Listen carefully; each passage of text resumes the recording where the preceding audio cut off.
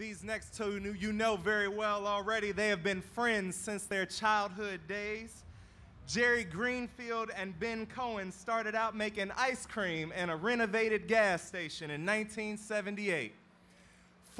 More than 40 years later, they are making more than Cherry Garcia, y'all. They are out here working for social change. This is one of the nation's most successful businesses. And they continue to inform, inspire, and challenge us in a world towards social and economic justice. Please let us welcome Ben and Jerry.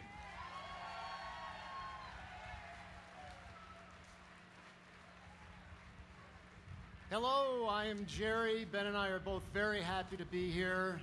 And I'll also mention that the Ben & Jerry's van is still serving free Ben & Jerry's this afternoon. We come before you today as successful business people, a classic American success story. We're two guys who had a good idea and with hard work and determination built a successful business. Well, let's talk about how that came to be. Our parents are first-generation Americans, and they grew up poor. Both our fathers went to night school and lived in a low-income neighborhood in New York City.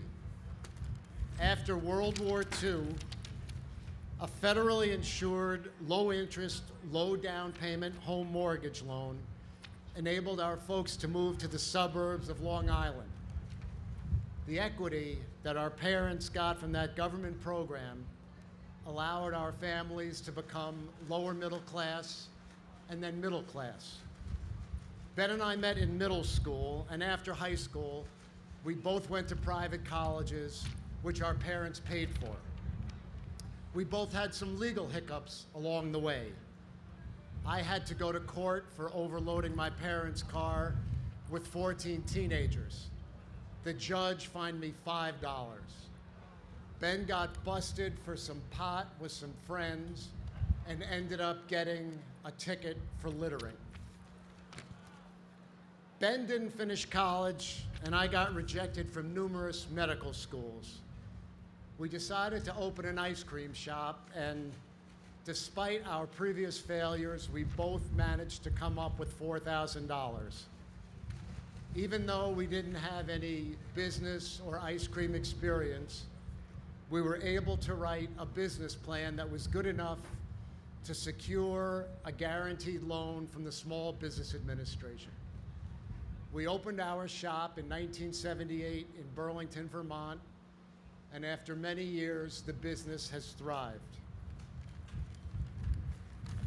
The entire time that Ben and I were growing up in Merrick, I never felt like we were advantaged by the color of our skin. We were just a couple of guys playing by the rules and trying to make a go of it. We knew that there was a black town next to Merrick, Roosevelt. We never ventured there, and we didn't really know anything about it. We were completely oblivious. Everything we were doing just seemed regular, no different from what anyone else might be experiencing. And I never thought of myself as being a privileged person in a system that oppresses people, or that might even be a system that was intentionally constructed that way. To me, racism consisted of individual acts of discrimination by bad people. Ben and I were both very supportive of the civil rights movement, and Martin Luther King was a hero of ours. We just happened to be a couple of guys who were working hard and got lucky. Well, let's look at our lives from a different perspective.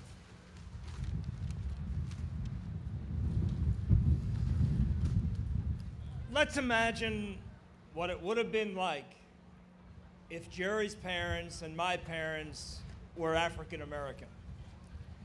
It was the 1950s. Our parents really wanted to move out of their apartment in New York City and buy a new home on Long Island with a low down payment, low interest mortgage that the government was subsidizing. the monthly payments were actually less than they were paying in rent. They couldn't believe it. And they'd be building wealth and equity in a new house with a backyard that they would own. It was a no-brainer. But they weren't able to get that subsidized loan because the official written policy of the U.S. government was to make those mortgages available only in all-white suburbs. Our parents even tried to buy a home in an all-white suburb, but they were rejected by the developer because then the development wouldn't be all white. So our parents stayed in the city and paid more money in rent than white people were paying in mortgage payments. They were not able to take care of the subsidized wealth-building plan that the government had put in place. Unlike whites, they were not able to establish a sense of ownership and begin building equity and their nest egg essentially for free. Jerry and I attended marginal, overcrowded, poorly funded schools with inexperienced teachers. They were segregated. Graduation rates were low. We worked hard, overcame the odds, and graduated from high school. Since our parents couldn't borrow money against the equity in a house, they couldn't afford to pay for private college. So we attended a college in the city and continued to live at home. The summer after our first year in college, I got busted for one marijuana cigarette and ended up in jail with a record. Jerry was pulled over for overloading his car and ended up with a huge fine that he couldn't pay. So they just kept on adding more and more interest and fees. After I got out of jail, we wanted to open a little homemade ice cream business together. Jerry had a bit of money saved up, but I didn't. We both got menial jobs to scrape up enough money to start the business. We figured we could get an SBA guaranteed loan for the rest. We prepared a really good business plan, but when we applied for the loan, they asked about my arrest record and rejected it. Then Jerry started getting hounded by collection agencies for his overloading ticket. We had some great ideas for ice cream flavors and what our shop would be like, but we just couldn't save the money we needed. We took whatever jobs we could. Jerry did better because he didn't have a record, but I could never get a decent job. Eventually, we each fell in love and got married and had kids, but we never could get that head start that we needed. So no, if Jerry and I had been black, there never would have been a Ben and Jerry's. The deck was just too stacked against us. The prevailing myth is that the government wasn't responsible for racial wealth disparities, so there's no governmental responsibility for undoing it. But we know now that the shape of our world then, when we were kids, and the shape of our world now wasn't just an accident. We know that these disparities in wealth and segregated communities are a result of deliberate government policy. We know that. It's not debatable. It's a fact, and it's demonstrable. The point is not that there would never have been Cherry Garcia or Chunky Monkey ice cream.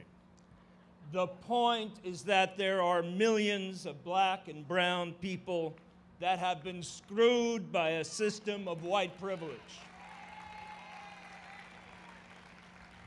And it's only when white people take responsibility and each of us actively works to end structural racism that we will finally have justice and America will be the dream, the dreamer's dream.